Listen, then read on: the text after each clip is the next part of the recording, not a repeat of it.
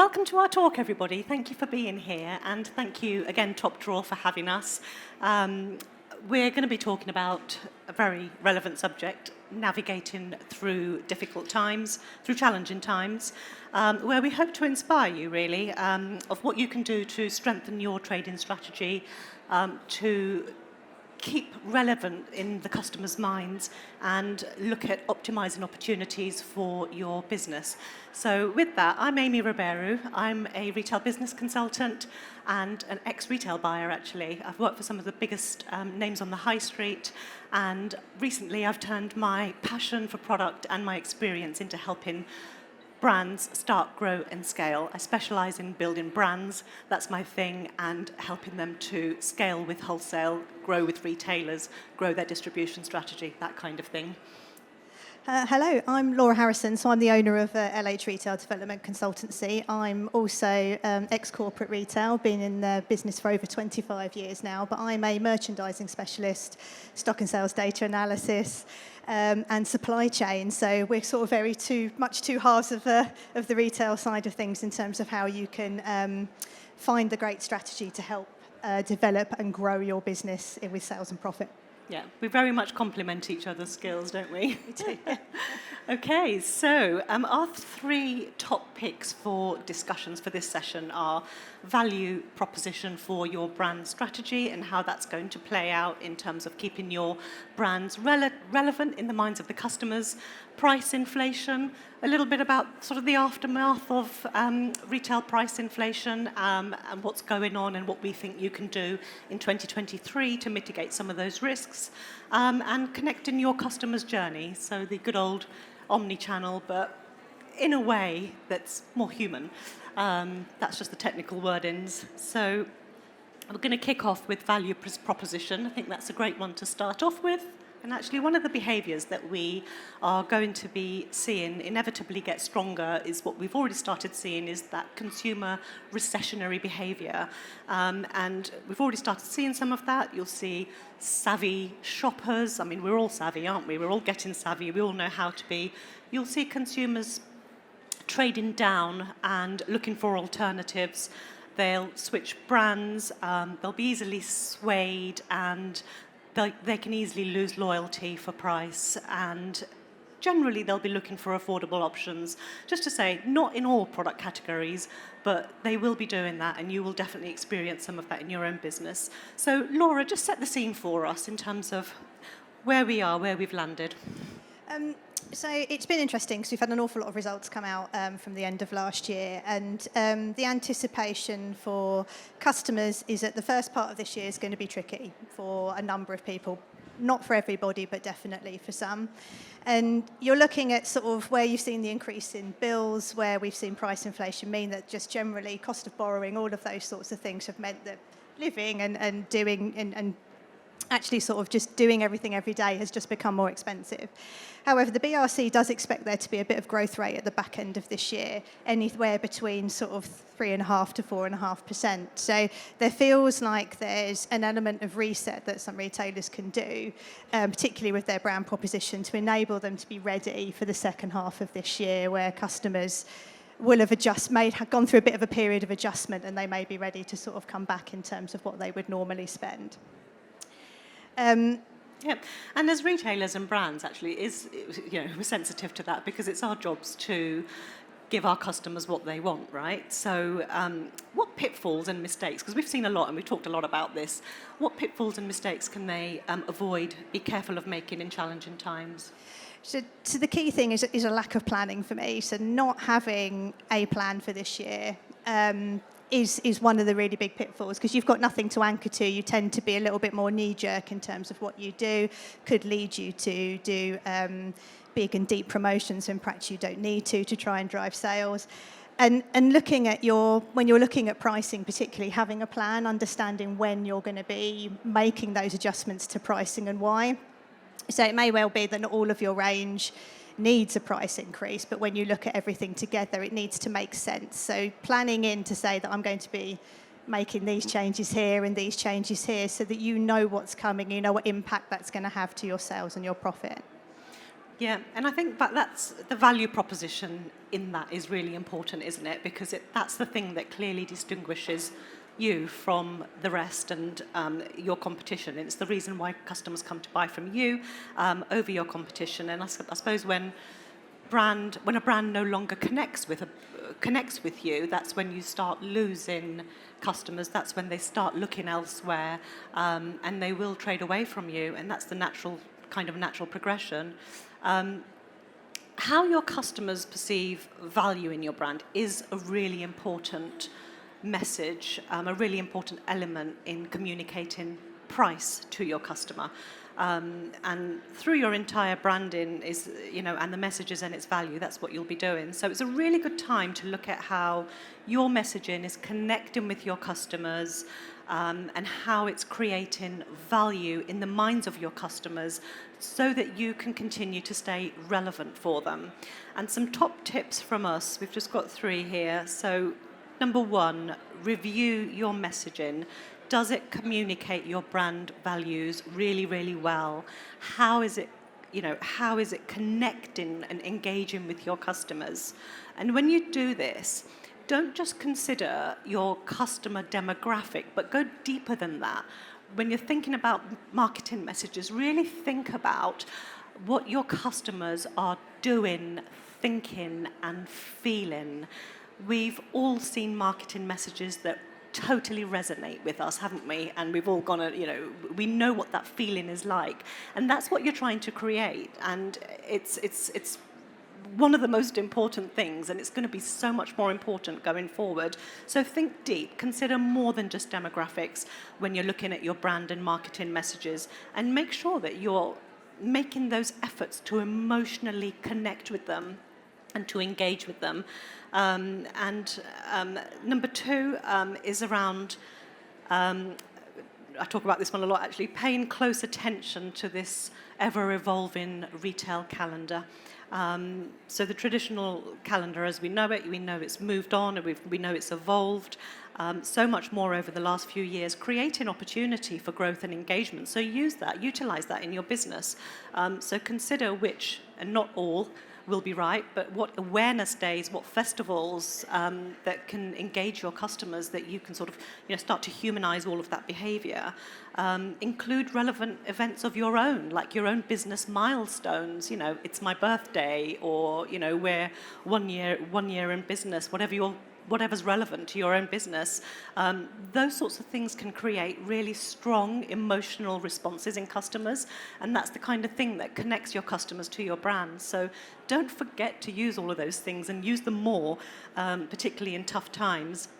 And also, I know you agree with this, understanding why your customers come to you, not just from an emotional and demographic point of view, but also from a data perspective. And what do they love about you?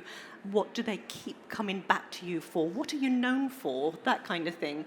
And Laura, I know you have a great stance on this, being data-led. How can brands capitalize on what their customers absolutely love about them? And this is what I love about data. So this is what can help you understand what you're famous for. So looking back at what people really come to you, what they're buying for you in volume.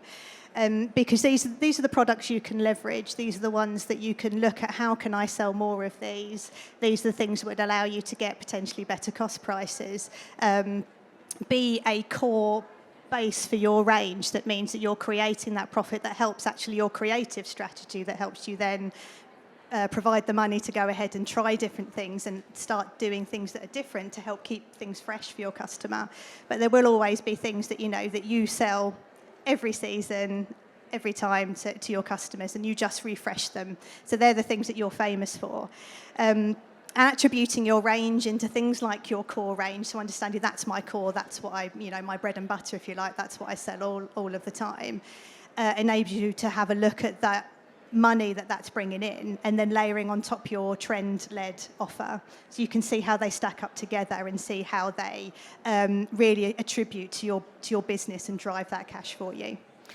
And that's what I love about retail, and I know that's what you love about retail too, Laura. But it's all about bringing exciting new products and innovation to your customers, but also we've got to take in mind cash flow. Cash flow being a really important thing, especially through tough times. How can brands remain resilient on that part? So I think with cash flow, it is, and as I mentioned earlier about planning, so if you have a core range that you know pretty well how that kind of sells, you've looked back, you've got historic data, essentially, you can see how that works for you, you can actually plan ahead for what you want to buy, and you can plot that into your cash flow planning, so you can see it coming. You can say, I'm going to continue to sell these things, I'm going to be buying this amount. That enables you to then see where you've got the money for other things, for different investment, and whether that be in different products or whether that be in your proposition, because you are growing your brand, you're changing things, you may need to develop your website, you may need to bring in different resources and things. Having that element of planning already in there will enable you to spot where those opportunities are as your sales and things come through. And what about tips on remaining agile, keeping your flexibility so that you can make changes quickly? So for me, that kind of comes around to having those realistic goals and planning for things not always to work. Every retailer you'll ever come across will always have products that haven't worked for them, and you'll have bought them thinking this is going to be great, this is a trend that I think my customers will love, and for whatever reason they didn't buy into it, and it happens to everybody. So planning ahead and having a bit of a view in terms of what would I do to maintain that cash flow, when do I need to trigger a promotion, because promotions, that it's not a negative thing, it's just something that retailers need to do to ensure that they're cleaning out that stock that they no longer want. It may no longer be relevant for the creative direction you're taking things in. You need to plan ahead for that.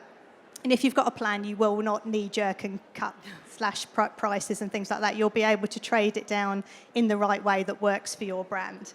And taking that considered approach normally really helps bring your customer along with you, and they'll understand what you're doing and why you need to do it. Yeah. And we've just come out of a really heavy discounting season, haven't we? So let's swiftly move on to price inflation, actually, because that sort of takes us nicely on to the next subject, which I'm hoping... There we go. Hey!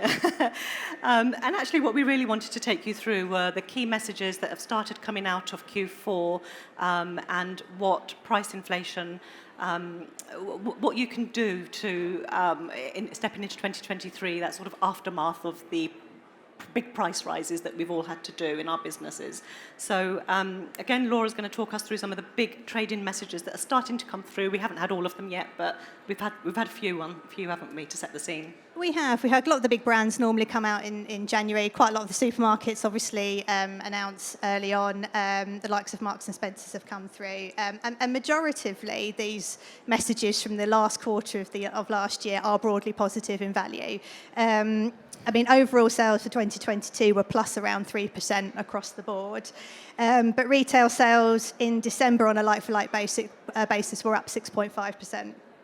And online non-food decreased a little bit, and we saw a drop in penetration for online non-food, mainly because we had an awful lot of issues with deliveries. So we had the strikes and things like that. Customers probably felt a little bit of nerves around whether or not they were going to get things if they ordered it online. And penetration actually dropped down to 42.3% from 44.3% the year before. But the key thing to come out of that is that a lot of these big brands have acknowledged that the raise in value that they've seen has not necessarily consistently been seen in the volume, and it is price increases, excuse me, price increases that have driven a lot of that sales value. And for some, they've said that volume has remained resilient, which normally means it's relatively flat year on year, but some have also seen volume drop down.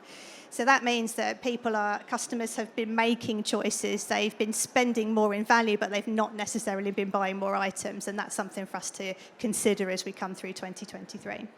And what should they be thinking about stepping into 2023, about planning? So the interesting thing is that, Amy and I both traded through the 2008 recession, so it's showing our age a little bit. But it's one of those things where we didn't have the backdrop in 2008 that we have now. So what we've got now is we're coming off the back of the pandemic and a lot of economic forces that have pushed cost prices up. So the cost pressures to produce, transport and sell products has meant that prices inevitably for some have gone up already, and some inevitably are going to have to go up. Next has already announced that they're going to be increasing prices this season because they can no longer swallow some of these cost pressures that have come along. And we didn't really see that in 2008. So volume decrease is something that we need to think about, and how volume decrease, how we manage that. Is that going to impact the resources that we need for picking and packing? Is it going to impact what we need to buy in terms of packaging and all of those sorts of things? And they are things to consider as part of your plan to say that, is this going to affect my cost prices any more than it currently has? Because volume does have a big impact. And actually, when we talk about leveraging your best sellers, could you do something to drive volume on those that would enable you to offset some of those other cost pressures that you're seeing? Yeah. I couldn't agree more, and actually one of the key messages that I talked about when I was on the stage in the autumn was that actually retail price inflation may well be the thing that gets retailers through the back end of last year, but stepping into 2023, it's going to be a very different story. And actually, I don't think that just blanket price increases, just because we have to, is going to be a sustainable strategy going forward. Actually, I think we need to look at more nuanced approaches, like going back to range building basics, going back to looking at, price architecture of your range, what your customers spend with you, how they spend it, looking at some of the data, looking at your competition, keeping a really close eye on them and understanding your market. You should really make it your mission to live and breathe your competition. Just really staying very close to what customers are doing, thinking and feeling when you're building out your product offer will really help you weather some of that storm that's about to come. And also not making that mistake. I've spoken to a lot of brands who, it's not temporary. This is where we are now. And, don't live in the past. Prices aren't going back to where they once were. It's time to think about what the next steps in your business might look like. And that's the exciting part, actually. Reshaping your business to kind of fit in today's world where we are now. And those are the kind of strategies that you should be thinking about. So I've outlined a few tips around that, and some of them are around reviewing your price architecture so that you can rebalance your good, better, best. And I sort of caveat that a little bit with just because we've sort of traded through the credit crunch of 2008, and we saw the mistakes that a lot of retailers made at that time. So what I would say with that is, don't be tempted to grow your value end of the offer, so your cheaper end of the offer, just because you think that's what you should do. If it's not sustainable for you, don't do it. It will only end up being a margin eroding strategy, one that you'll need to get out of.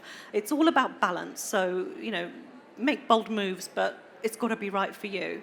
The next area is sort of don't be afraid to make changes to your product offer, especially if it's no longer serving your customers or serving your business.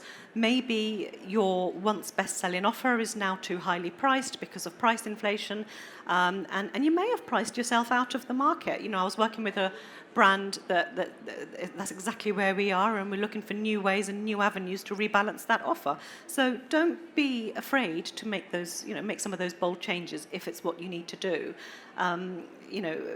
Think about the sort of product categories that will take you through these tough times. Thinking about what your customers are doing, thinking and feeling, the kind of categories that will still do well.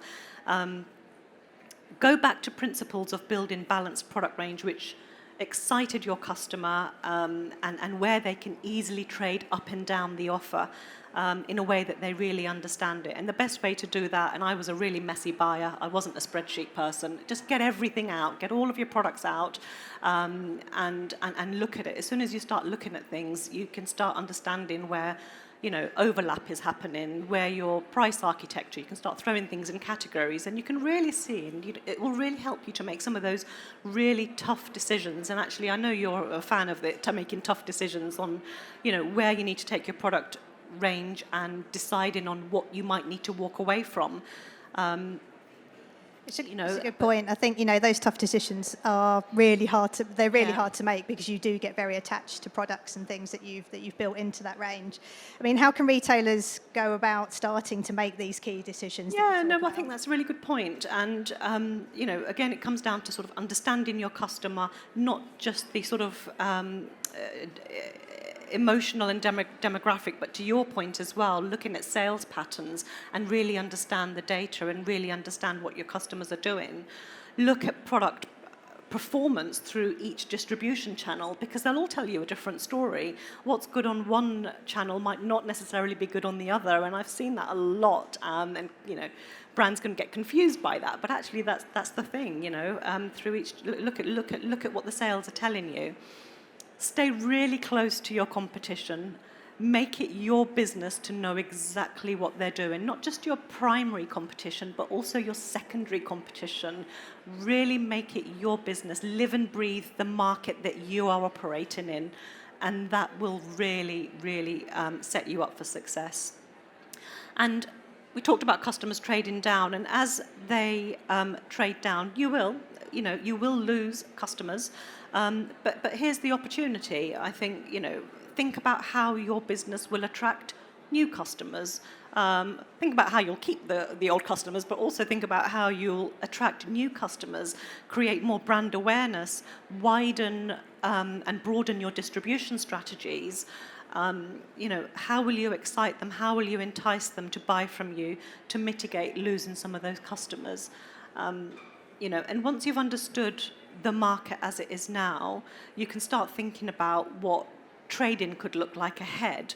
And the next big thing is to develop a trading and a promotional plan, and that's you, Laura. So what tips and nuggets and advice can you share? So promotions, as I said before, it's not a negative thing. Some brands that I've spent time with just really don't want to do it because they worry about the impact it will have to their brands. And what you need to do is just understand which mechanics work well for your brand. And you can, promotions have 3 real core objectives. It's to drive volume, drive units out, drive your sales value, increase your sales, or to shift stock through. And you can really consider lots of different opportunities, and brands are getting quite creative in terms of how they do that. And you've got your normal hard markdown times of the year, whether that's mid-season or end-of-season sales. But, there's percentage off for short term to help just drive a bit of boost, drive out some of that stuff that you no longer want to take with you. And taking off 25% earlier in the season means that you'll sell volume at a better profit than if you then take it to 40% off in a hard markdown, because customers are expecting harder sale prices. Some brands are utilising outlet propositions, so they've got an outlet page on their website that keeps all of their markdown products separate, and then they just drive message and banner at the right time that works for them. So there's lots of different ways of doing it, but having a plan means that you'll trigger that activity when you need it to, rather than if the market you think you are because everyone else is doing it. Black Friday is a great example. It's not for everybody. And it works really well for some brands, and others don't play in it whatsoever because it doesn't work for them. So it's just considering the time of year, considering what your customer might be looking for, and just using that as an opportunity to create that plan. And I think promotions are going to be a really interesting one to watch, and how retailers do them. I think customer needs will definitely prevail over customer wants, and I think it will be interesting to see how retailers really do promotions this year. Not just the messaging, but also the frequency. We've started seeing some of the messaging change, last year, and I think that's why it's really important to do the planning side really well, because we all know that over-promoting can be really brand damaging, and when the customer is no longer enticed by blanket discounting, what do you do? Because promotions are a really important part of retail, and you don't want to over-discount. You're just conditioning your customer to wait for the next discount, and that's not a healthy place to be for a brand. It will also pay you to be really mindful that, actually on a positive note, that whilst customers will be more sensitive to prices, not all shoppers will trade down on everything or every product category. Something that we saw actually when trading through the credit crunch, we were talking about this, weren't we? Lingerie came to mind, but people will still treat themselves. And categories like well-being products, makeup, self-care, gifting, and underwear, people will still indulge and buy things to make themselves feel better. So it's what will really pay you is to identify those product categories in your business and make sure that you're planning on optimizing those as much as possible. It's imperative that you understand. That's why, talking about the value of what your customers bring, to make sure that your promotional and marketing messages speak well to that core customer and it resonates with them and keeps them coming back. As heavy discounting becomes the norm on the high street, retailers are really finding that discounting by itself is not creating that impact that it once did. So be more creative about your messaging, add that touch of emotion, add the messaging before you display the discounting. Try and be creative when it comes to promotion messages as well. Laura, I know you've got some key takeaways from this bit. Yeah, so the top tips is just don't shoot yourself in the foot by lowering prices to drive sales all of the time. It can become unsustainable and it can cost you profit. Just have a think about how you would plan to do that. Review what prices need to be updated and why. And make sure you're looking at your total range architecture. Does it make sense as a customer works up your range to say the difference between these products can be articulated, that's the value they're worth.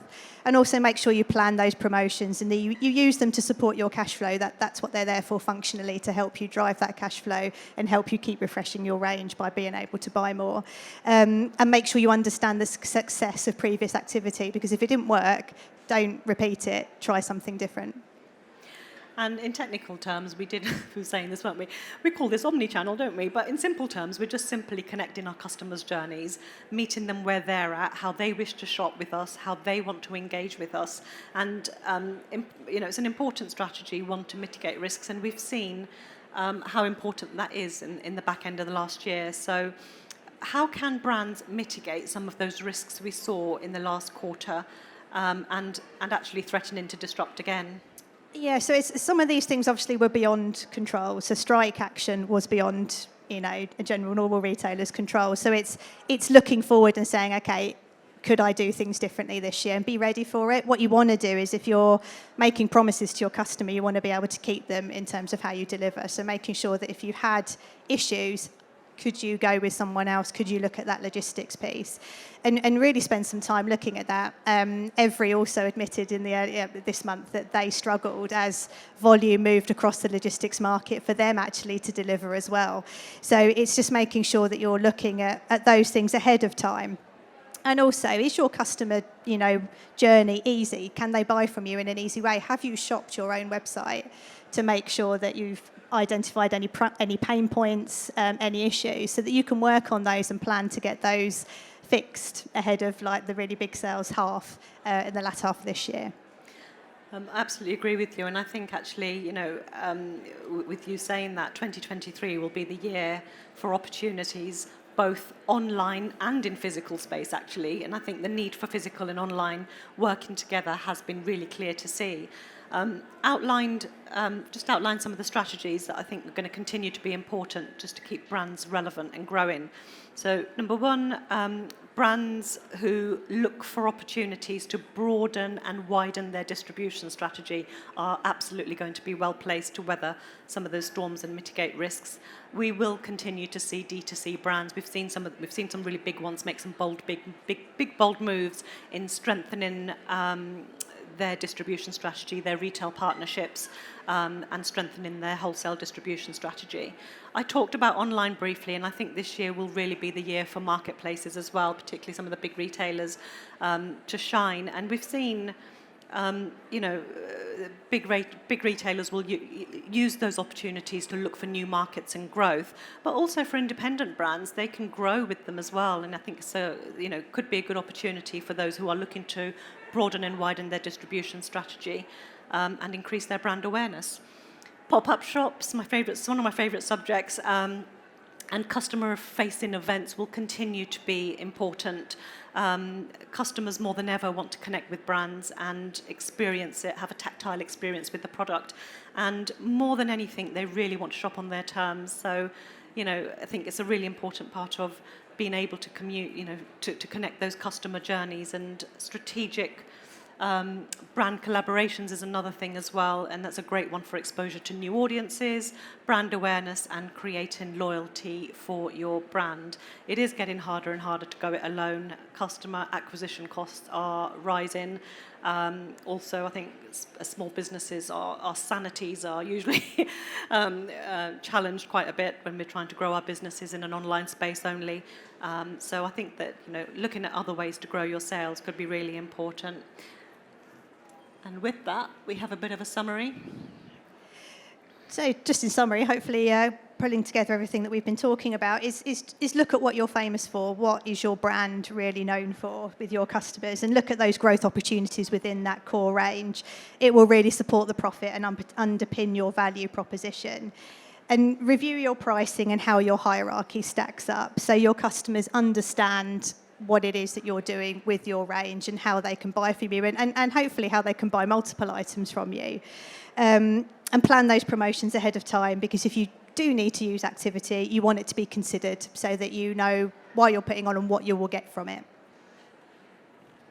Okay, and last couple of things from me. So with the pressure on pricing and inflation, we talked about continuing blanket price increases is not going to be a sustainable strategy. So start looking at more of those nuanced approaches that we talked about. Being prepared for an agile response to trends and shifting behaviours. Retail has never moved as fast as we've seen it move now, and we've already learnt some of those lessons and know the benefits of staying agile and having flexibility in your business. And this is going to sound really corny, but remember that the core principles of retailing have never changed. The right product, the right time, the right place, and the right price. So thank you very much for being here. We're happy to take questions. We do a Q&A, or we're also happy to be approached after. Thank you very much. Thank you very much. Thank you.